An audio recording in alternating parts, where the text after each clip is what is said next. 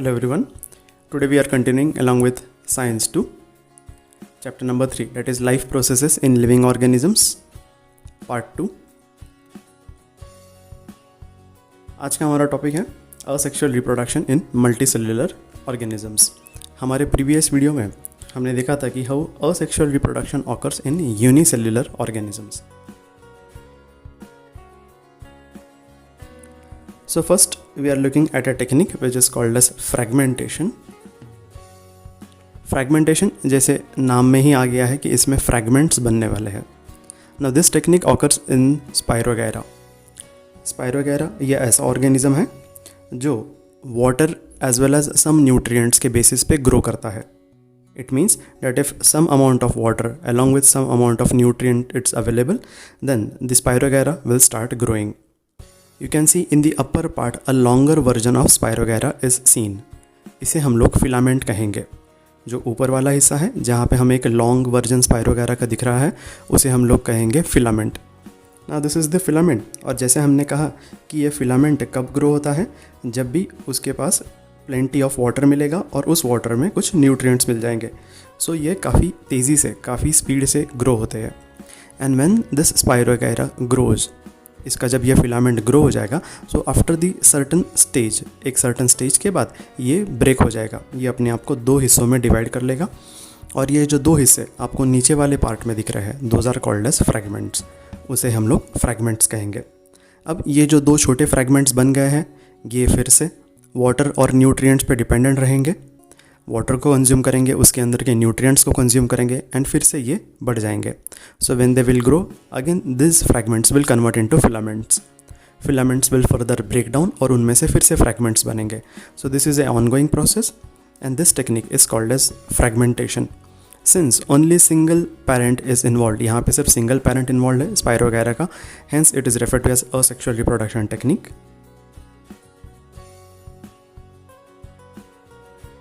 Our next reproduction technique is regeneration. So regeneration के लिए हमारे पास बुक में एक एग्जाम्पल दिया है और वो है वॉल लिजार्ड का. वॉल लिजार्ड के बारे में आपने देखा होगा that sometimes during a situation of danger, अगर आप वॉल लिजार्ड को हिट करने जाओ, मारने जाओ, तो वॉल लिजार्ड एक डेंजर वाली सिचुएशन प्रेडिक्ट कर लेती है. And whenever it predicts or it senses that there is a danger around, it detaches its tail. अपनी जो टेल है, अपनी जो पूँछ है, ये डिटैच कर देती है. डिटैच करने से क्या हो जाता है कि जो हंटर रहेगा उसका अटेंशन डाइवर्ट हो जाता है and that gives it a small time to escape करने के लिए उसके पास एक छोटा सा टाइम मिल जाता है, राइट. सो जब ये टेल ब्रेक हो जाएगी तो वॉल लिजर्ड एक नेक्स्ट फेज में चली जाती है. Just because the tail is broken does not means lizard will dry, right. It will not die, yeah it continues to live. However the tail will regrow after certain period of time. Tail का regrowth ये फिर से होता है. जैसे एक detach किया हुआ ऑर्गन जो कट हो जाता है ऑर्गन, वो फिर से ग्रो होता है, उसे कहते हैं हम लोग regeneration. But in terms of wall lizard ये जो रीजनरेशन है इसे हम लोग लिमिटेड रीजनरेशन ऐसा कहेंगे. लिमिटेड इसलिए क्योंकि लिजर्ड की पूरी बॉडी अभी भी अवेलेबल है, उस अवेलेबल बॉडी से फिर से टेल की नई ग्रोथ पॉसिबल है. बट जो ब्रेक की गई टेल है, जो डिटैच हुई टेल है, उस डिटैच की गई टेल में से फिर से एक नई लिजर्ड ग्रो नहीं हो सकती. आई विल रिपीट, लिजर्ड के बॉडी से फिर से एक नई टेल ग्रो हो सकती है, बट डिटैच जो हो गई है टेल उसमें से लिजर्ड ग्रो नहीं होगी. इसलिए हम लोग इसे लिमिटेड रीजनरेशन कहते हैं. और इसी रीजनरेशन को नेक्स्ट लेवल पे ले जाते हैं एक organism which is called as planaria. Planaria will break up its body into two parts. Certain conditions में प्लानेरिया की अपनी बॉडी कट जाती है, या फिर अगर एक्सप्लिसिटली कुछ सिचुएशंस में अगर इसकी बॉडी कट की कर दी, सो उससे क्या हो जाएगा कि इससे दो हिस्से बन जाएंगे जो एक सिंगल प्लानेरिया का था. And each part regenerates remaining part of the body. अब जो इसमें से दो हिस्से बन गए हैं वो दोनों हिस्सों से पूरा एक प्लानेरिया का बॉडी रीजनरेट हो जाएगा. And thus two new planaria is found. This is called as regeneration. We can see on the screen आपको एक regeneration का एग्जाम्पल है. लेफ्ट हैंड साइड में आपको एक सिंगल प्लानेरिया दिखाया गया है, फिर मिडल वाले केस में इस प्लेनेरिया को कट किया गया है. This is done scientifically, so let us look it as just as a scientific experiment. So when you are cutting it manually or during certain situations, if it is cut, you can notice that there are 7 different components of that single planaria body. जो एक body है उसके 7 different हिस्से किए गए हैं. अगर आपने राइट हैंड साइड में चेक किया, जो लास्ट कॉलम में आपको दिख रहा है लास्ट इमेज में, तो वहाँ पे भी आप देखोगे तो वहाँ पे 7 new planarias are formed. Right, it requires time. It means that every part of the body, every segment of the body will regenerate remaining part of the body, and that's why this is regeneration. Again, since only a single parent is involved over here, hence it is called as asexual reproduction. Our next technique is budding. Budding के बारे में हमने previous video में देखा था, but it was about unicellular organism and we had seen budding in yeast. East ये organism में हमने देखा था कि ईस्ट के बॉडी पे एक छोटा सा बड बन जाता है. बस सेम केस यहाँ पे भी है, but now we are looking in multicellular organism. So here in the book the multicellular organism which they have considered is hydra. Hydra also depends on certain favourable conditions. A small hydra will continue to keep on growing. और जब एक small hydra की proper growth हो जाती है, proper maturity हो जाती है, फिर उस हाइड्रा के लोअर पार्ट में आप देखोगे कि एक छोटा सा बड, आउट ग्रोथ जिसे कहा जाता है, ये बड होता है, BUD बड. ये बड ग्रो होने लगता है, which could be seen in the second image. And in this second image you can also notice that this bud is growing outside. However it is connected to the parent body. So this bud will eventually grow. ये धीरे धीरे grow हो जाएगा और इसमें से एक नया हाइड्रा बन जाएगा. यहाँ पे आपको एक nascent हाइड्रा ऐसा वर्ड दिखेगा. So this nascent hydra is nothing but A baby hydra. नया हाइड्रा ये बन गया है. This baby hydra will stay connected along with the parent hydra. ये पेरेंट हाइड्रा के साथ जुड़ा हुआ रहेगा. कब तक? जब तक उसको प्रॉपर न्यूट्रिशन नहीं मिलता, जब तक उसकी प्रॉपर ग्रोथ नहीं होती, तब तक. As long it does not becomes self sufficient, जब तक वो सेल्फ डिपेंडेंट, सेल्फ सफिशिएंट नहीं हो जाता, तब तक ये जो बड है, मतलब नया hydra, baby hydra, it will stay connected along with the parent hydra. यहाँ पे आप देखोगे कि स्किन लेयर, मतलब dermal layer, along with the digestion cavity, ये शेयर की गई है along with parent and child hydra की skin as well as digestion cavity ये शेयर हो जाती है. तो इससे जो भी न्यूट्रिशन पेरेंट के बॉडी में जाएगा वो शेयर किया जाता है चाइल्ड हाइड्रा के साथ. आफ्टर सर्टन स्टेज, जब ये जो बेबी हाइड्रा है इसकी प्रॉपर ग्रोथ हो जाएगी, इट विल डिटैच इटसेल्फ. ये जो स्टॉक वाला हिस्सा है जहाँ पे ये पेरेंट के बॉडी के साथ जुड़ा हुआ है, इसे स्टॉक कहा जाता है, STAL के स्टॉक. इस स्टॉक से ये अपने आप को डिटैच कर लेगा and it will continue to grow on its own. So as we have seen, dermal layers and digestive cavity of the budding hydra are in continuity along with the parent hydra. Parent hydra supplies nutrition. हमने देखा parent hydra का काम वो रहता है कि nutrition provide करना है ये baby hydra को, and budding hydra separates from the parent hydra after proper growth. Next technique is vegetative propagation. So vegetative propagation में रिप्रोडक्शन होने वाला है वेजिटेबल्स में, प्लांट्स में, with the help of vegetative parts. अब ये वेजिटेटिव पार्ट्स कौन कौन से होते हैं? Those are roots, stems, leaves as well as buds. इसे हम लोग वेजिटेटिव रिप्रोडक्शन भी कहते हैं. तो इसके लिए आप ऐसा एग्जाम्पल कंसिडर कर सकते हो जो हमारे घर में भी अवेलेबल होता है. Those are nothing but potatoes. Potatoes are very easily available. अगर पोटैटोज़ को कुछ टाइम के लिए रखा गया, अनयूज्ड रह गए, तो आप नोटिस करोगे कि पोटैटोज़ के सरफेस पे ग्रीनिश कलर के बड्स ग्रो होते हैं. इन्हें आइज़ ऑफ पोटैटो ये भी कहा जाता है. अगर ऐसे पोटैटोज़ को अगर हमने ग्राउंड में रख दिया, या फिर ये जो इंडिविजुअल बड है, इंडिविजुअल आइज़ है पोटैटोज़ के, उसको अगर हमने कट करके अगर ग्राउंड में डाल दिया, सॉइल में अगर डाल दिया, या फिर अगर ऐसे जगह पे रख दिया जहाँ पे उसको प्रॉपर न्यूट्रिशन मिलेगा, तो आप देखोगे कि उसमें से एक नया बेबी प्लांट ग्रो होना चालू कर देता है. So this is growth of next vegetable with the help of existing vegetable. Hence this is called as vegetative reproduction. Same technique को प्लांट्स में भी किया जाता है. If there is a plant, existing plant, and if it has grown properly, you can cut out certain portion of the stem and you can insert that stem at a different location. You'll find that this cut version of the existing plant will now start growing independently as a new plant. ये नए plant की तरह grow करना चालू कर देगा. ये एक काफ़ी अडॉप्टेड एग्जाम्पल है in terms of rose flowers. अगर आपके यहाँ पे भी कोई गार्डनिंग करता होगा तो आप देखोगे दैट गार्डनिंग करते वक्त अगर कोई रोज़ फ्लावर का प्लांट ये प्रॉपरली ग्रो कर रहा है तो रिलेटिव्स या फिर नेबर्स कभी कभी उसको कट करके ले जाते हैं. कट करते वक्त उस प्लांट का एक हिस्सा कट किया जाता है, एक स्टेम का पोर्शन कट किया जाता है और उस स्टेम का पोर्शन वो हिस्से को फिर से एक अलग जगह पे लगाया जाता है. इससे वो धीरे धीरे ग्रो होगा और फिर से एक इंडिविजुअल प्लांट की तरह ग्रो करना चालू कर देगा. This is called as vegetative propagation और vegetative reproduction. It is a commonly use technique by farmers.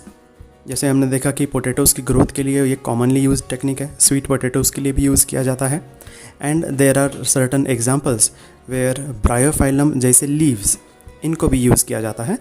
इसके लिए कॉमनली नोन एग्जांपल हमारे पास है, वो है ब्रह्मा कमल.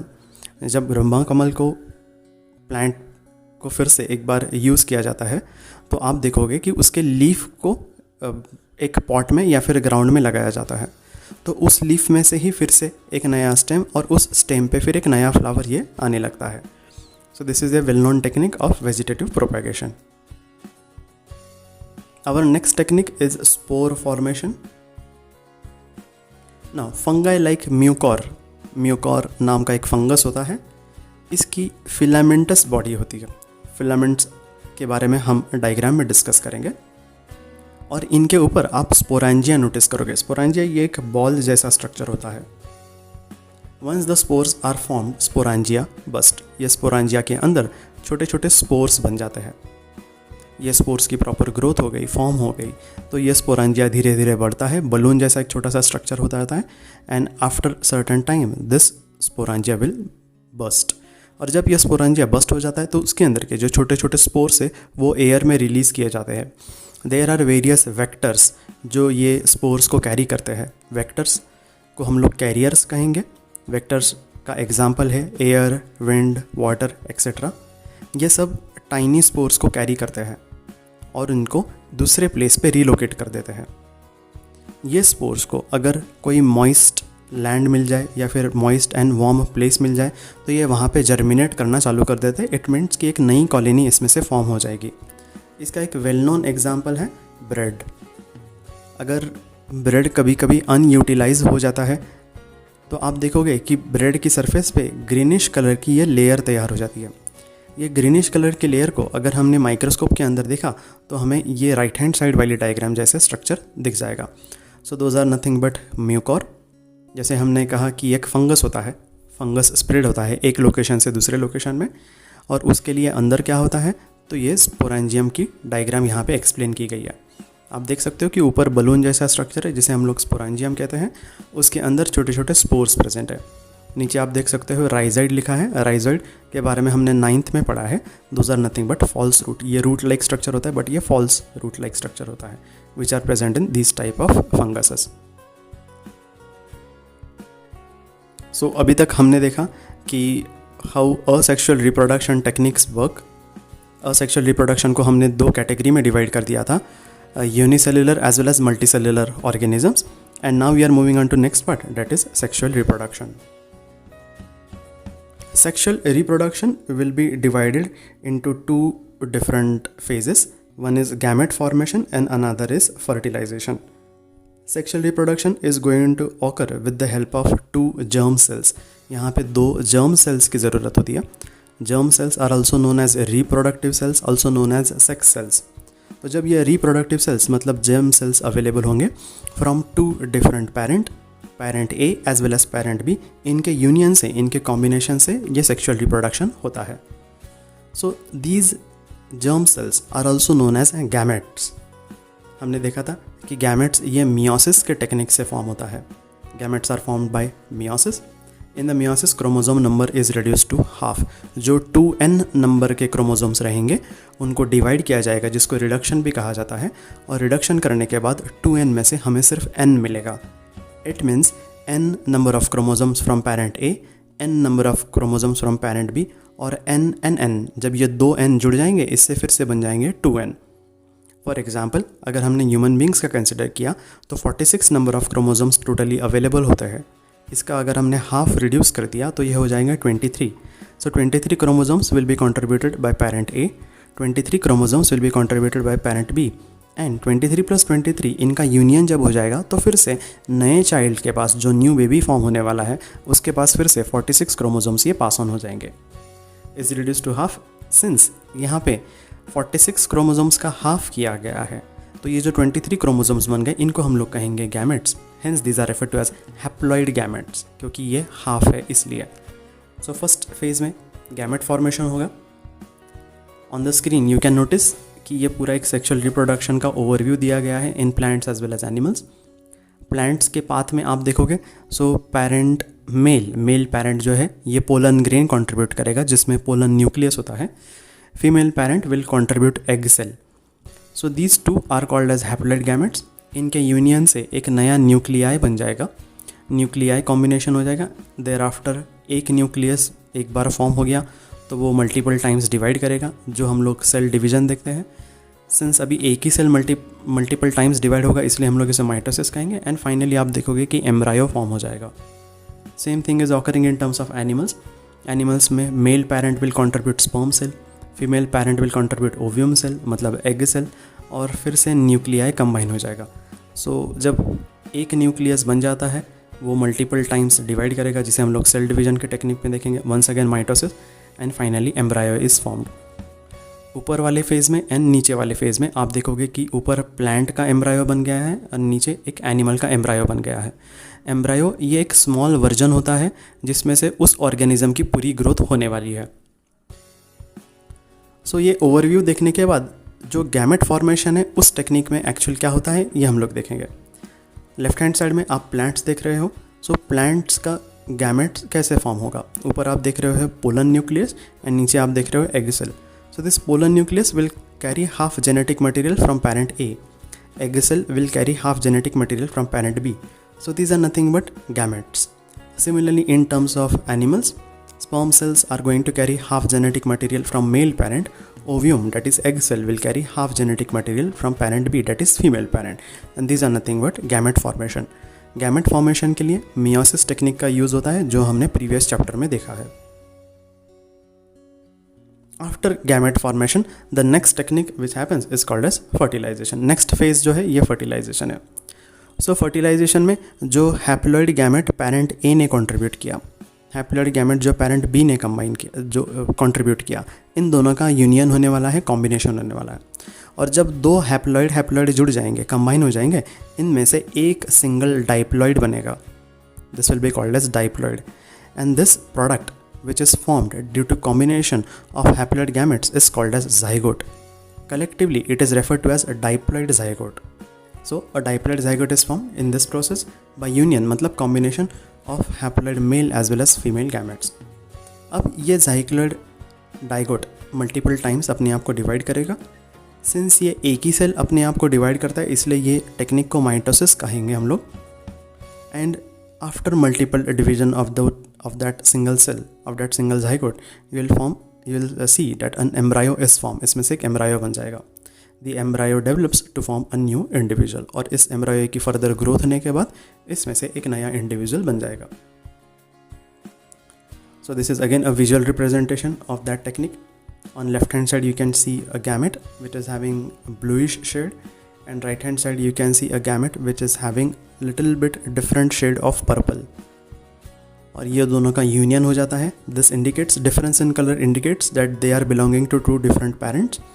एंड सिंस ब्रैकेट में n लिखा गया है इट मीन्स कि ये हैप्लॉइड गैमेट है। नॉर्मली गैमेट्स ये 2n वर्जन में होते हैं। सो दो सिंगल n अब ये यूनाइट हो जाएंगे, कंबाइन हो जाएंगे। इस कॉम्बिनेशन के प्रोसेस को फर्टिलाइजेशन कहा जाता है और फर्टिलाइजेशन का रिजल्ट ये जाइगोट होता है। तो जाइगोट में आप देखोगे कि दोनों क्रोमोसोम्स, दोनों गैमेट्स ये जुड़ गए हैं, कंबाइन हो गए और उसमें से एक सिंगल सेल बन गया है।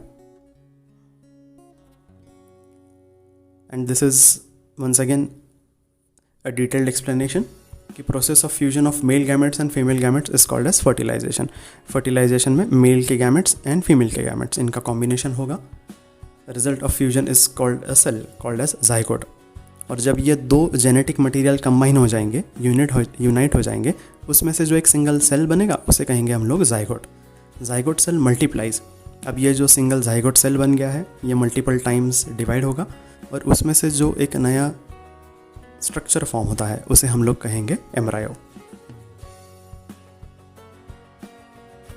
Now this is a small activity for your self study. These are two questions which says कि what would have happened if male and female gametes had been diploid. Question का meaning यह है कि अभी तक हमने ये देखा कि मेल एंड फीमेल के जो गैमेट्स कंट्रीब्यूट होते हैं फर्टिलाइजेशन प्रोसेस के वक्त ये हैप्लॉइड गैमेट्स होते हैं। अगर ये डाइप्लॉइड के स्टेट में रहते, इसका मतलब अगर मेल पेरेंट 46 क्रोमोसोम्स कंट्रीब्यूट करता एंड फीमेल पेरेंट अगर 46 क्रोमोसोम्स कंट्रीब्यूट करते तो उससे क्या होता। You have to think and answer this part. Second question ये कहता है कि what would have happened if any one of the cell in the nature had not been divided by meiosis. हमने देखा कि मियोसिस से रिडक्शन होता है, गैमेट्स ये हैप्लॉइड फॉर्म में बन जाते हैं। अगर ये मियोसिस टेक्निक से डिवाइड नहीं होते तो क्या होता।